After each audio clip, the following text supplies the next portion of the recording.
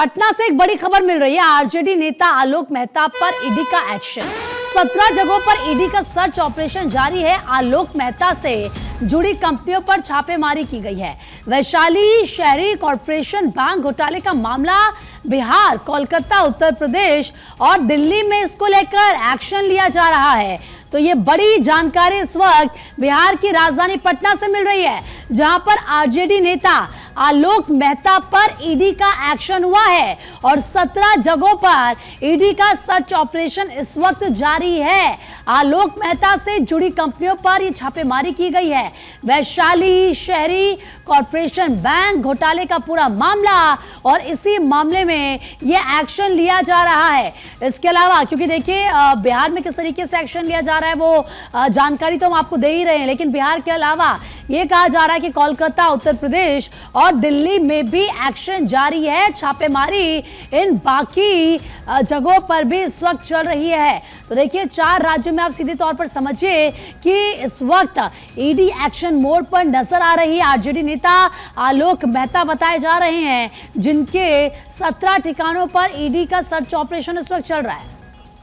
सर्वेश ज्यादा बातचीत के लिए जुड़ चुके हैं हमारे सहयोगी हमारे साथ फोन लाइन पर। सर्वेश, आरजेडी नेता आलोक मेहता पर ये ईडी का एक्शन जरा बताएं, इस वक्त क्या चल रहा है, क्या जानकारी मिल पा रही है इस एक्शन को लेकर?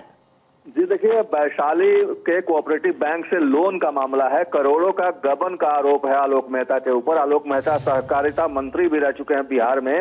जब महागठबंधन के साथ नीतीश कुमार सत्ता में थे उस वक्त ये आरजेडी कोटे से मंत्री थे बिहार में, और इनके ऊपर ये आरोप है कि इन्होंने कोऑपरेटिव बैंक, वैशाली के कोऑपरेटिव बैंक से लोन का गबन किया है। और इस आरोप में ईडी के तमाम अधिकारी जो हैं आलोक मेहता के 17 ठिकानों पर बिहार के अलग अलग जगहों पे छापेमारी कर रहे हैं।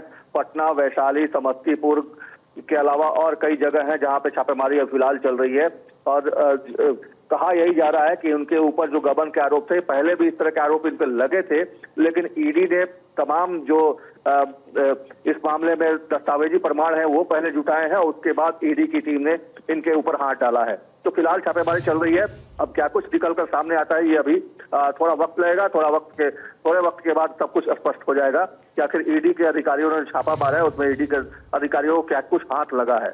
बिल्कुल सर्वेश, क्योंकि इसके लिए थोड़ा इंतजार करना पड़ेगा, लेकिन क्या आरजेडी की तरफ से या आलोक मेहता की तरफ से कोई भी स्टेटमेंट या कोई रिएक्शन फिलहाल अभी तक सामने आया?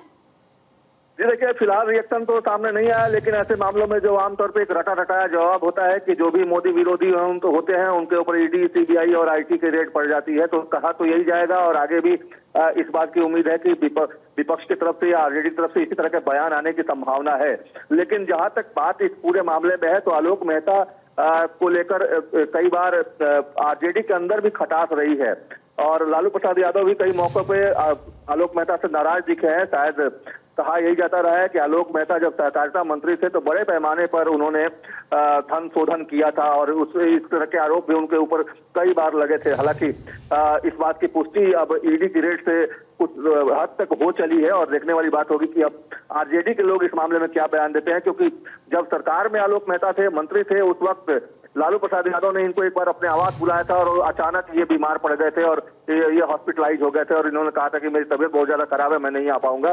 तो इस बात को लेकर लालू प्रसाद यादव काफी नाराज हुए थे और उसी वक्त ये बातें होने लगी थी कि आलोक मेहता ने धन शोधन काफी हद तक किया है और यही वजह है कि लालू प्रसाद यादव उनको बुलाकर कुछ पूछताछ करना चाह रहे थे, जिसमें बीमारी का बहाना बनाकर लालू प्रसाद यादव से मिलने आलोक मेहता नहीं पहुंचे थे। और इस बात को लेकर काफी हो हल्ला मचा था जब सरकार में आलोक मेहता मंत्री थे, सहकारिता मंत्री तब। और एक बार इस तरीके से जब ईडी ने इनके ऊपर हाथ डाला है तो निश्चित तौर पे अब देखने वाली बात होगी कि आरजेडी का क्या रुख होता है और क्या बयान सामने आता है। ठीक है सर्वेश, बहुत बहुत शुक्रिया आपका तमाम जानकारी देने के लिए। इस वक्त अस्मित भी हमारे सहयोगी ग्राउंड जीरो से जुड़ चुके हैं हमारे साथ, जहां पर ये पूरी छापेमारी चल रही है, जहां पर ईडी का एक्शन देखने के लिए मिल रहा है। ठीक है।